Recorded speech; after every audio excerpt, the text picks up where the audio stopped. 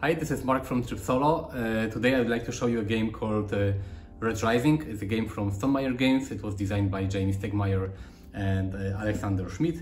And this game is based on book series called Red Rising by Pierce Brown. In the books are about a dystopian futuristic society divided into different castes and factions. Each faction has a corresponding color, and the gold color are the most influential group of people ruling everything, and red are the people who are workers, and they are working in a mine on Mars, getting helium to terraform Mars. And one of the main characters in the book is from the red faction. And during some events that happen in the book, he's involved in a revolution and revolt to overcome and to destroy the rules of the gold faction. And this is the story of the books, and this game is based loosely on the books. I mean, you have some characters from the books, and you have some locations like Mars and Jupiter and Luna. But this is not a storytelling game, or this is not a game about adventures. It's a card game. But I think if you are a fan of the books and the book series, you will love this game even more, because it's like, if most games based on some popular franchise, if you're a fan of the franchise, you can add a few points to the final score. I didn't read the books, so my opinion on the game will be unaffected by the fact that I am a fan or not. I will look at the game just as it is. The cool thing about this game is this is a card game, but Stonemaier Games did the same thing that they did with Tapestry, for example. The rulebook is really short. It's 8 pages long, minus first page, minus last page, minus 1 page for the setup. So you have just a few pages explaining how to play the game. I think the rules in this game, they take just 1 page. So it's easy to learn how to play this game. The strategy and the more complicated part of this title is in cards, because you have a lot of cards. Every card in this game is unique. This is how the back of the box looks like. Every card is unique, and you get points by combining the cards. Every turn you can put one card on the table and use its special action. Then you take another card to your hand, and in the end you calculate how many points you have from the cards that you have gathered. It's about the story of the game is that you are you represent the house attempting to rise to power and to gather as many followers as you can. So the cards in your hand are like your followers. Using different cards involves you can combine them. Sometimes if you have specific cards in your hand, you get more points. So the main strategy and difficulty of this game is in the cards. But it's cool because you don't have to study the rulebook for 3 hours before you start the game. You can just start playing, and when you get a card in your hand, you can read the text on the card, and this is how you will learn how to play the game. And one more thing, this is collector's edition. The game will be released in 2 versions. You have a regular version and a collector's edition. They are exactly the same in terms of gameplay. There is nothing different in this edition. In terms of cards, you have the same card, the same board, and all the gameplay elements are the same. The collector's edition has nicer components, like you have this all the tokens, and the influence cubes are from metal in this edition. You also get some gold foil on some cards, plastic insert to store everything, some standees for your cards. But these are just like visual enhancements. The gameplay, the cards are exactly the same. So let's unbox the game. I will show you what's inside. I will explain how to play the game when I show you some cards. So let's take a look what's inside this game. Okay, let's unbox Red Rising Collector's Edition. This is how the game looks on the front. It's for 1 to 6 players, ages 14 plus, 45 to 60 minutes. So it's not a very long game. From what I heard online on the internet, you can play it in 30 minutes, I think. So this is cool. So it's a game that you can play when you don't have that much time for some bigger titles. As I mentioned before, this is the collector's edition. So the regular edition is different in terms of components. The gameplay content is the same.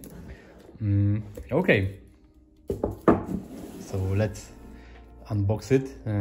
This is the rule book. As I said, it's very short, 8 pages, and as you can see, this is setup, and the whole gameplay rules are on 1 page, more or less, because then you have anatomy of character cards and information about bonuses, about different locations, and guide how to make game end and scoring. But the rules are not very long. The paper is really nice, as usual with Stonemaier Games. It's like I don't know, nice paper. Nice paper in touch. This is Automa rules. The solo mode here was created by Automa Factory, like in previous Stonemaier Games titles, and it works similarly. Like you have a deck of cards, and each turn you draw a card from the deck, and it tells you what to do, which cards Automa take, and what Automa is doing in its turn. So it's 4 pages long. And what do we have next? Next we have zip bags. We can put them on the side, and we have the 6 house tiles, because at the start of the game each player gains one of these tiles. They are like on a thick cardboard, and each of the tiles of the houses, it has a different ability that's printed on the tile. Like here, begin the game with 1 more card. Whenever you gain the sovereign token, you do something, and these tiles make the game asymmetric, because every player has a different house, different faction, so it gains different bonuses, usually when taking the sovereign token during the game. And if you read the books, if you read Red Rising series, you will probably know all the houses like Jupiter, Apollo, Ceres, Diane, Mars, and Minerva. So it will be really cool. This is the game board. The game board is not big, because as I said before, this is a card game, so you mostly place cards. You have 4 different locations: Jupiter, Mars, Luna, and the Institute, and you put cards on this location. Here is the place for deck of cards. This is place to put helium tokens. Here you put influence tokens, and this is the fleet track. And the game ends when either one player gets to the 7th space on the fleet track, or puts 7 influence tokens here, or gets 7 helium tokens. So if one player makes 2 of these conditions, meets 2 of these conditions, the game ends. or if all three conditions are met by, you know, different players. So if you play like with 3 people, if one person gets helium, 1 influence tokens, and 1 gets to 7 space on the fleet track, the game ends as well. I think there is some, wow, really cool illustration on the back. I must say I'm very interested in the books. I must go back to, you know, reading books, because recently I didn't have much time for books, mostly because I'm playing board games. But there is the Stonemaier archive I would love to read, and there is the driving series that I would like to read. So I don't know, maybe I will be able to read some books during the Easter holidays. Okay, and this is the inside of the game box. This insert is specific to collector's edition, from what I know. In the regular edition you will get like I think a cardboard insert, but I'm not 100% sure. Here is the score pad to, you know, calculate the victory points at the end of the game, because you can get points from cards, mostly from the fleet track, helium, from sovereign token, from the influence tokens, from some endgame abilities, and you calculate it, you write it down, and this is it. It's a writing die that you can roll during the game to get different bonuses. Because in this game you can do, wow, so many cards. In this game you can do basically 2 actions. You can either deploy a card on the game board. Let me show you the board again. So if you have your cards, let's open the cards maybe first.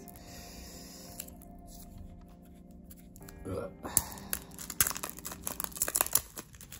the cards are in different colors, corresponding to different houses. So during the game there are some cards laying on the board, and we can put a few of them to show you how the game works. Let's say we put cards here and we put cards here, and we have some cards in our hand, and this will be the these are automa cards, but let's put some cards here. So what can we do? We have our cards in our hand, so we can either put 1 card on a location of our choice. Let's say I put this card here, and then I will get the deploy bonus that is written on the card. And then I can take 1 card from the board from the different location that I put my card on. So if I put a card on Luna, I can take 1 card from the Institute, Mars or Jupiter. So let's say I take this card, and then when I take cards from the Institute, I get bonus corresponding to this location, that is putting the influence marker here. If I choose to take cards from Mars, I will get helium. From Jupiter, I remove on the fleet track. But if I don't want to take cards from any of the locations on the board, I can take card from here. And because the deck doesn't have any bonus specified, I will roll the die, and then I take the bonus that is on the die. Like here, I will take the helium token. This is 1 action. Put a card on the board, take the deploy action, and then take 1 card back. But if you don't want to play any card from your hand, you can just take 1 card from the deck and put it on any location you want, and you will take the location bonus, but you will not get the deploy. You will not be able to play the deploy action. So this is how the game works. You basically have 2 actions. You can play cards from your hand and take another card from the board, or you can play cards from the deck and put it on the board. And that's really it. You score different bonuses depending on the board, and if someone gets 7 influence, 7 helium and 7 fleet position. If one person has 2 of them, the game ends, or if different players have meet all 3 conditions, the game ends as well. So here are the cards. This is one part of the deck, and here we have even more cards. There are a lot of cards inside.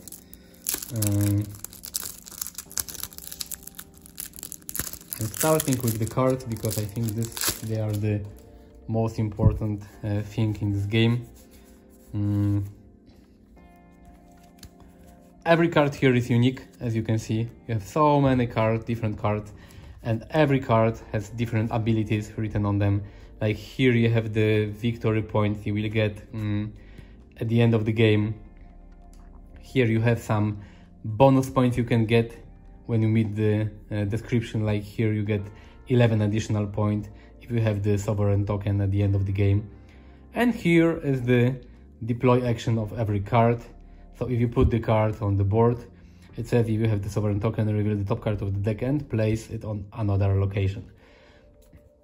So the complexity of the game lies in the cards, because you have a lot of cards, a lot of characters, and every character is unique. It has different abilities, different bonuses. It will give you different points just from the card itself. It will give you different points at the end of the game. Like you have this orange engineer, pulse armorer, and at the end of the game he will get 17 additional points if with gray. So if you have another gray card in your hand, you will score more points.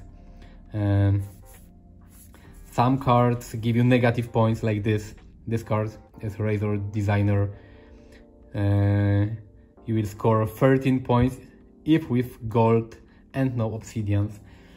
So the clue in this game is to, you know, put cards on the board, take different cards to build your best possible like hand of cards that will score you most points. The art of the game is really cool. It's a bit cartoonish, but I love it. It's you know, the great thing is that every card is different. Every card has different art.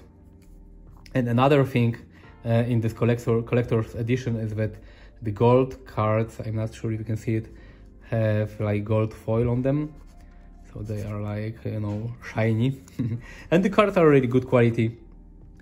I mean, this is the quality of Stonemaier Games cards, and every game from them has cards like this, but they are very durable and they have good quality. I will not show you all the cards because there are, you know, tons of them. But as you can see, you have different characters and different, you know, actions, deploy actions and abilities. They are really cool. Tons of cards. I'm not sure if you would like to sleeve them. I'm not sure how long the stack of the cards will be with sleeved cards. They fit here, yeah. We can put the cards back in the box. Here we had additional cards. So these cards are used for Automa, because Automa has some priorities, but it will take cards from some locations and not from other locations. So you shuffle these cards and you put them on the game board. Here are some reference cards, how to set up the game, end game conditions, and, you know, turn overview and iconology. So every player has its own. They are also in the colors of different houses. Let's put it here. What next? Here was the die, and here is the sovereign token. Let's open it. It's, you know, it's made from metal. You cannot see it maybe, but this is like a metal token. It also has I think there's a space for it in the insert. Here are the helium tokens. If you get 7 of them, This is one of the conditions to end the game. They are really nice. And for the helium token, there is a special box that you can put it. You can put all the tokens here. You can do it now. And there is a dedicated space on the board to put it. You put it like this. So yeah, this is a nice idea. And the helium box is not exclusive to the collector's edition. I think in the regular edition you also get this box with this, I'm not sure, wolf or fox. And this is really heavy because these tokens, these influence markers are made from, you know, from metal, and they are really, really heavy. They feel nice. This is, you know, nice. I'm used to some plastic, you know, plastic cubes, but they are really, really heavy. And you have space for every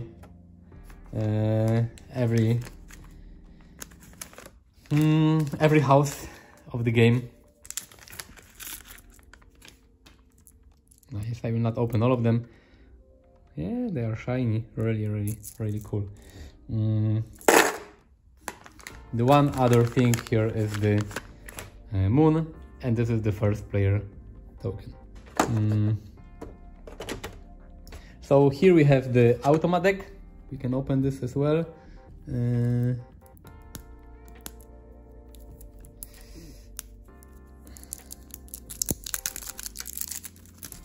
The thing about Stonemaier Games is the great thing is that they always include, usually include solo mode in their games, and this is really nice. I love Automa Factory. When I see Automa Factory logo on the game box, I usually know that the solo mode will be really, really nice. So this is like a, you know, deck of cards. We have 22 of them, and it tells you where the Automa deploys a card, from which location it takes a card, what bonus does it get, and this is Automa scoring, location selection, special characters, some variant. Cool. You don't have to use the rulebook, you can just use this. Okay, I was curious if the game will fit sleeved cards, I mean the insert, but I see it will, because you have two spaces for cards. So if you take all the tokens and you put them in the insert, you will have space to put sleeved cards in the insert. So this is really, really nice. And here we have some, the last thing, we have some card stands, and they are exclusive to the collector's edition. You have 3, 4, 5, 6 of them for every player. Whoops, for every house, for every faction. And this is very convenient because when you play the game, you can, you know, put your cards like this, and you don't have to hold the card in your hand. Especially that every turn you just put one card on the board and take one card. So it's very convenient. And, you know, a pro tip, you can use them in other games. Because having, you know, card holders is useful in a lot of games. So this is how Retrieving looks like. The collector's edition is really nice, but, you know, if you just want to play the game, you can get the regular version, regular edition. It has the same cards and, you know, the same game board, the same helium tokens, and the gameplay is mostly the same. It's exactly the same. Here you just get some fancy components, which is, you know, great. I love having fancy components. So if you like them as well, you can get this collector's edition. So thank you for watching the unboxing, for watching the video. You can visit me on Twitter, on Facebook or Instagram. I will post my review on social media and photos of the game as well. So feel free to visit me, to leave a comment. Tell me if you read Red Rising books or not, and if you are waiting for this game. Thanks, and see you next time. Bye.